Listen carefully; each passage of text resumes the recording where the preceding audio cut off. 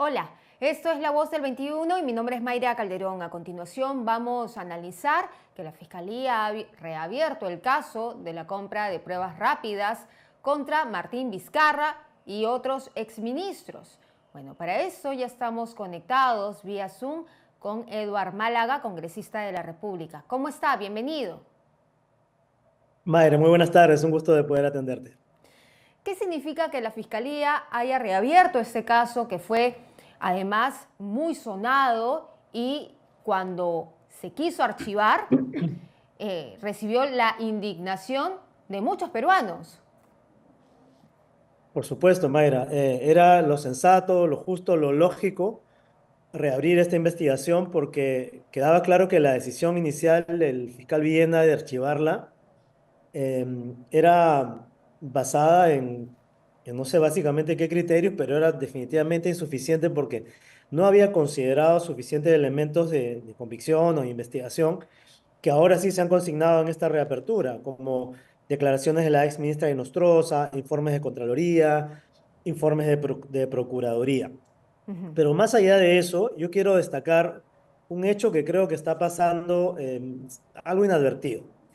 Las investigaciones hasta el momento se están concentrando básicamente en el delito de colusión.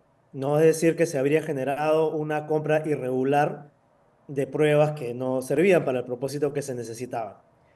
Mientras que yo sostengo y estoy tratando de construir esta hipótesis de que más bien lo más grave es que con esta decisión de usar las pruebas rápidas se está atentando, se estuvo atentando contra la vida y la salud de millones de peruanos. Es decir, así las pruebas hubiesen sido compradas de manera regular, así no hubiese habido ningún problema con esa adquisición o favorecimiento a terceros, así les hubiesen regalado las pruebas.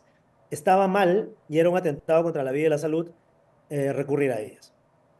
Muy bien, sobre todo porque justo en esa época, si recordamos, estábamos en la época de la pandemia, estaba muriendo mucha gente. Entonces, se estaba criticando en ese entonces de que por qué se estaban empleando pruebas rápidas, cuando ya estaban llegando otro tipo de pruebas a otros países y en nuestro país no llegaba. Claro, se argumentaba, y esto lo decía también el exministro Zamora, de que el expresidente Trump se estaba comprando o acaparando todas las pruebas moleculares y que por eso el Perú no podía comprar. Bueno, hay suficiente evidencia de que había pruebas moleculares en el mercado y no solo eso, Mayra, había la posibilidad de acreditar rápidamente laboratorios privados, de implementar laboratorios en universidades, es decir, de contar con medidas paralelas para hacer el testeo molecular. Entonces, esa tesis o esa defensa del exministro Zamora y el expresidente Vizcarra se caen realmente. Y lo más grave acá, como bien indicas tú, es que hay una conexión entre el uso de estas pruebas rápidas y la alta tasa de mortalidad, ¿no? O sea, científicamente se sabe que la cobertura y el tipo de testeo que se utiliza tiene una incidencia directa sobre la mortalidad final. Y acordémonos que no estamos hablando en general de una o dos personas o de toda la población finalmente, sino que principalmente al inicio de la crisis de la pandemia, esas pruebas rápidas se utilizaban para que el personal de salud de primera línea, ¿no es cierto? Pero también las Fuerzas Armadas, policiales, trabajadores de limpieza, aquellos que salían a hacer las labores más urgentes, descartaran con esas pruebas si tenían o no tenían el COVID. Y como las pruebas daban falsos resultados, imagínate cuántos trabajadores de limpieza, fuerzas policiales, médicos, enfermeras en hospitales dieron negativo cuando en realidad portaban el virus, se contagiaron, fueron de vuelta a sus casas y causaron la muerte de familiares de manera involuntaria, por supuesto, pero por el uso de estas pruebas. Y también es claro que todo el mundo sabía, incluyendo por supuesto al expresidente Vizcarra y sus exministros, que esta no era la tecnología y que eso es el problema que se iba a causar. Así que el problema es mucho más grave que solamente una compra irregular. Y creo que esto amerita, por supuesto, que el fiscal no solamente reabra la investigación que estaba archivando, sino que la amplíe, Mayra, que la amplíe a estos otros eh, eventuales delitos como, por ejemplo, homicidio doloso. Estamos hablando de algo sumamente grave. Sí, congresista Málaga. Hoy también le quiero preguntar acerca de su columna publicada en Perú 21.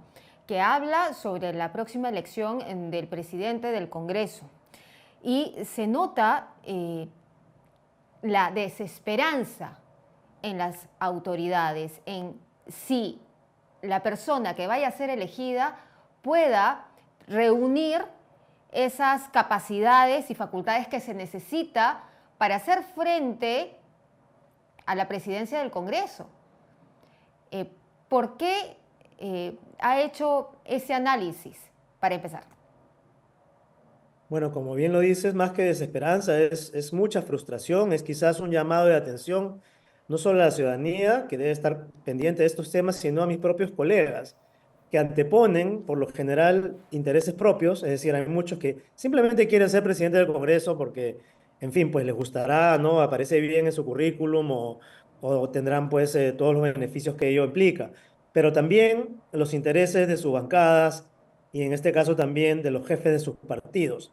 Y con esto quiero apuntar a dos partidos en particular. Uno de ellos es APP y el otro es Fuerza Popular, que están bajo fuerte sospecha de tener negociaciones y no arreglos o pactos con la presidencia de la República. Y recordemos que el Congreso es un poder independiente, autónomo, no debería estar sujeto a presiones o a pactos con el Ejecutivo, sino que debería ser completamente autónomo, tanto para colaborar y contribuir en lo que corresponda, como para hacer la oposición y el control político que también es necesario todo el tiempo. Entonces, si por ejemplo volvemos a votar por una presidencia bajo APP, va a haber siempre esa sombra de duda de si es que las acciones del Congreso van a estar supeditadas a las necesidades del Ejecutivo y viceversa. Y lo que es más preocupante, a las de un partido. Entonces, por eso, más allá de lo que has precisado, que es la capacidad de las personas, que es otro tema que podemos discutir, también está en juego la autonomía del Congreso y el que no dependa su accionar o la agenda legislativa, por ejemplo, de estas posibles alianzas o pactos políticos entre dos poderes distintos. Y si a usted, por ejemplo, porque usted ha dicho, ¿no? ¿Para qué? Dice, para los que nos están viendo, tienen que leer la columna del congresista que ha salido y publicada hoy, pero si a usted lo proponen, ¿qué iría?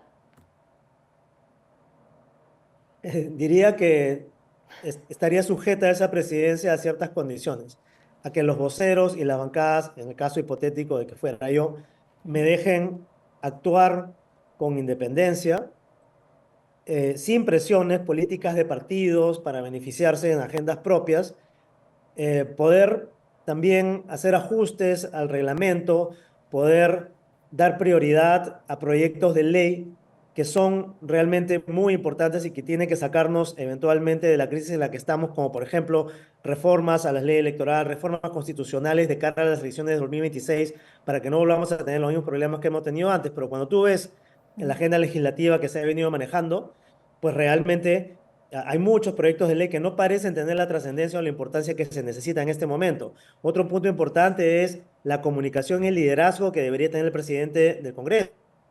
Es decir, el presidente del Congreso debería tener una voz de liderazgo en la sociedad y en la política. Debería sentar postura del Congreso frente al Ejecutivo y a otros poderes sobre las cosas que están ocurriendo.